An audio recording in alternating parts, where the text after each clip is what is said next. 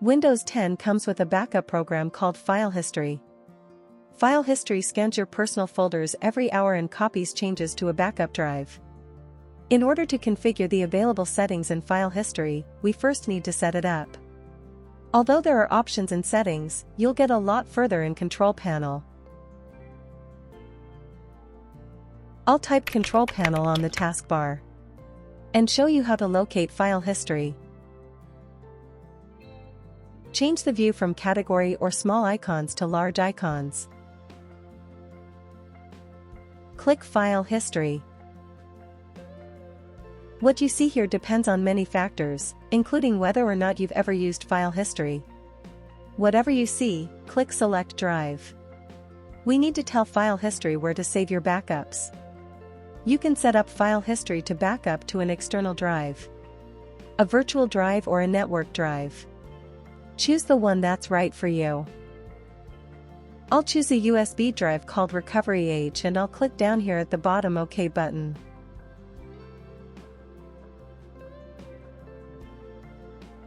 When you're ready, click Turn On and File History will start to back you up right away. Should you ever need to restore your computer from a backup, perhaps because of a computer failure or loss, or to restore your data to a new computer, open File History and choose Restore Personal Files. I haven't run File History yet, but if I had, I'd see the options here. I'll return to File History settings.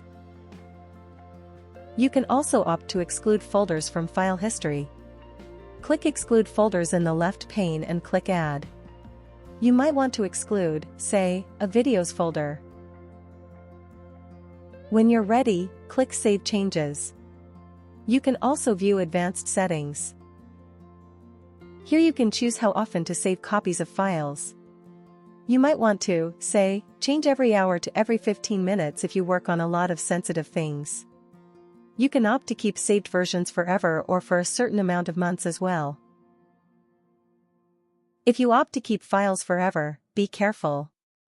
Make sure your backup drive is big enough to manage all these backups.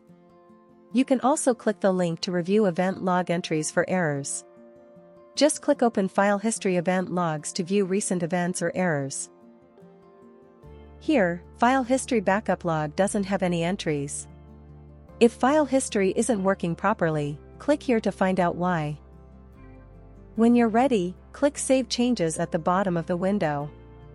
Finally, let's take a look at the local group policy settings you can apply for File History.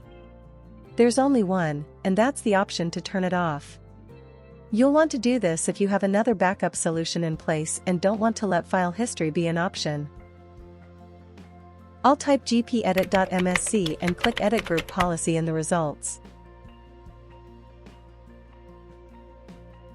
Let's locate that one option. It's in Computer Configuration, Administrative Templates, Windows Components, and File History. Here it is. That's a pretty good overview of File History. You can use it to create backups, restore from them, and even choose which folders and libraries you want to backup and what you don't. And once File History is configured, it runs automatically in the background. You have to make sure to turn it on though, which we didn't do. The only thing to watch out for are prompts from Windows that offer warnings, such as the backup drive being full or unavailable, or File History having been otherwise unable to run. When you're ready, close the File History window. If it's running, it will continue to do so in the background.